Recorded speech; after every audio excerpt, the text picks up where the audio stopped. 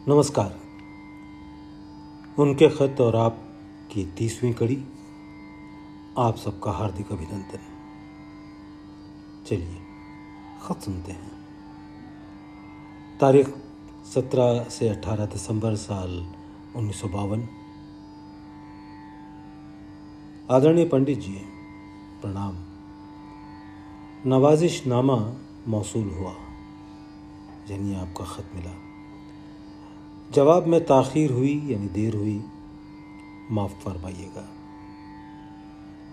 यह आपके किसी ख्याल का जवाब था कि अगर आप चाहें तो इनिशिएशन कस्तूरी या किसी और को मुंतकिल कर दूं, ट्रांसफ़र कर दूं। फिर अगर आप मुनासिब नहीं समझते तो ना सही। हमको बहिर्मुखी से अंतर्मुखी जाना है।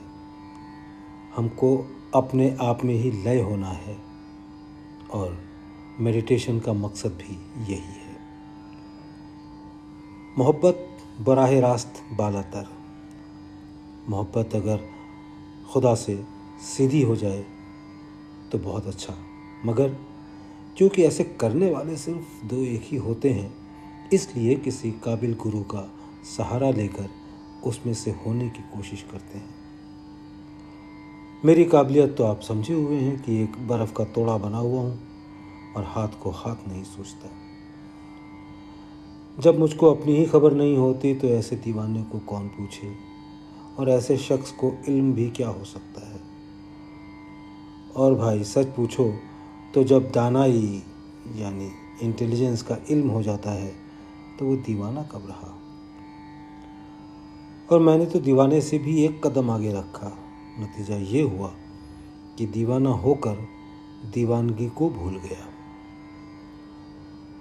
आपने मुझसे अपने अहंकार का कभी जिक्र नहीं किया, सिर्फ मुझसे बार बार कहते रहे, और उसका सुधार ना करने की वजह ये मालूम होती है कि जब तालिबे इल्म यानी स्टूडेंट अपने आप को मुअल्लिम यानी टीचर से अफजल व काबिल समझता है तो तबीयत में विनम्रता पैदा नहीं होती, इंकसार पैदा नहीं होता। इसलिए मुअल्लिम का असर स्टूडेंट के मन पर नहीं पड़ता। प्रार्थना करना आपको खूब मालूम है, क्योंकि मैंने देखा है और सुना भी कि कीर्तन करते करते आप रोने लगते हैं। बस यही हालत अगर प्रार्थना करते करते इंसान की पैदा हो जाए तो बहुत कुछ फ़ायदा हो सकता है। अगर यह हालत पैदा नहीं होती तो मसनूई तौर पर यानी दिखावटी तौर पर ही पैदा करें, फिर असल हो जाएगी। आप दिमाग पर जोर नहीं देते, वरना सिर्फ प्रार्थना ही आपके लिए सफाई के लिए काफ़ी है।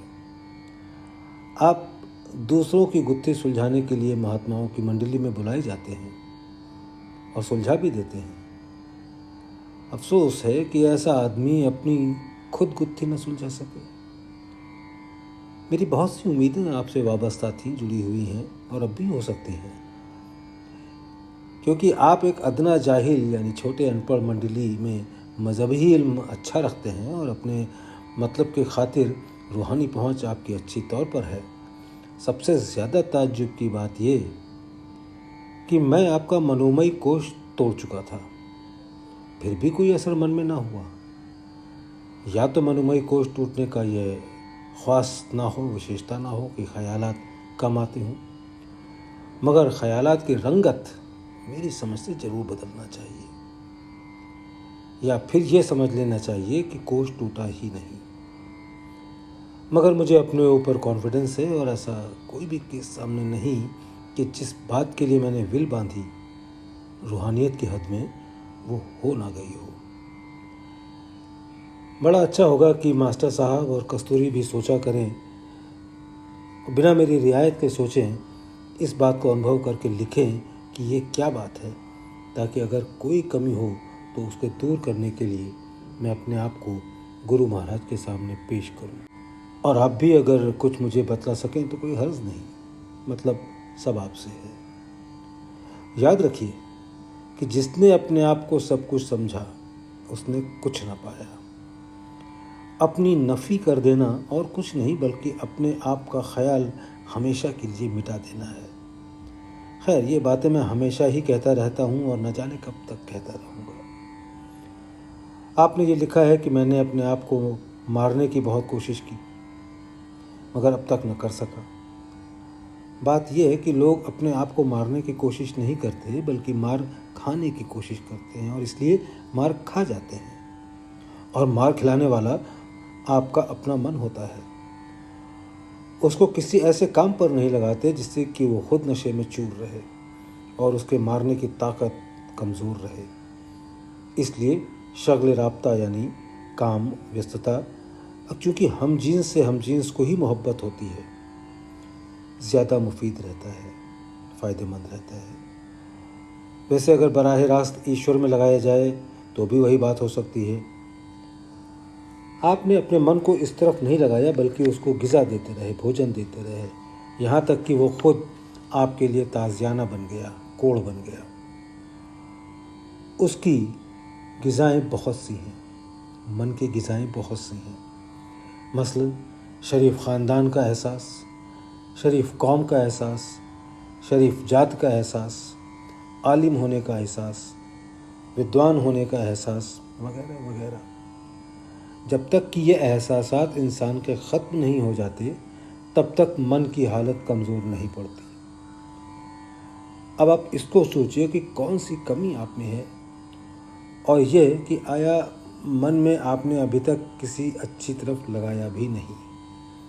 अगर नहीं लगाया तो अब कोशिश कीजिए। जितना पेच आपने अपने अंदर खुद डाल लिया है, अगर आप गौर करते तो नुस्खा उसके करीब ही मिलता।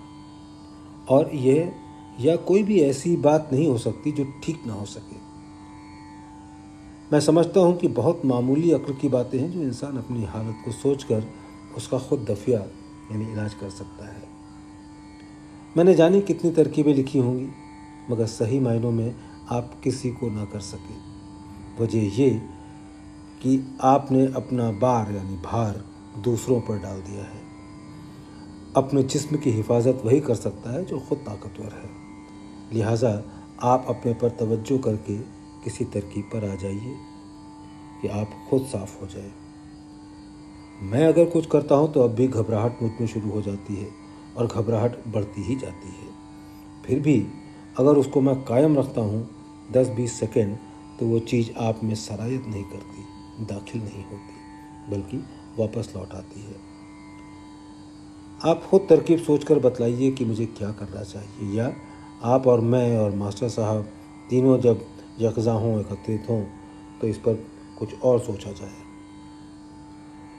फ़िलहाल आप ज़रा हिम्मत बांधें तो चंद मिनट में ये चीज़ दूर हो सकती है, या अगर मेरी दिक्कत और तकलीफ़ ख़त्म हो जाए तो भी काम बन सकता है। एक ज़रा सी सोचने की बात है और प्रार्थना की ज़रूरत। क्या मेरी तकलीफ़ अगर दूर हो जाए तो फिर आपकी हालत फिर न निखर सकेगी? कभी इस छोटी सी बात पर भी गौर किया? इसी के लिए अगर प्रार्थना की होती तो सब कुछ हो गया होता। क्या ये भी सिखाने की ज़रूरत है? आपकी राय में मेरी तकलीफ़ से छुटकारा दिलाने के लिए प्रार्थना न की जाए? मैंने तो अपने गुरु के लिए बराबर, जब मेरी समझ में आया कि कोई जिस्मानी तकलीफ़ है, प्रार्थना की है। अफसोस है कि आपका हाथ दुआ के लिए अब तक नहीं उठा, और सबसे ज़्यादा ताज्जुब की बात है कि कस्तूरी और मास्टर साहब को भी ये ख्याल नहीं आया। मैं ये कहता हूँ कि इस दायरे में इंटेलिजेंस की बहुत ज़रूरत है, और मुझे इन बातों से जो इंटेलिजेंस से ताल्लुक़ रखती हैं बड़ा अनुभव हुआ है। कम से कम इसमें मेरा ही फ़ायदा था, को इसका सवाब अब आप ही को इस वक्त पर मिलता। आप हिरासा ना हो, परेशान ना हो। मैं बराबर लिखता रहता हूँ कि तरकीब उसके करीब ही मिलेगी। मुमकिन है कि यही तरकीब उसके करीब हो जो ऊपर लिखी गई है। ईश्वर बेहतर जानता है। बच्चों को दुआ। न्याज़मंद, रामचंद्र।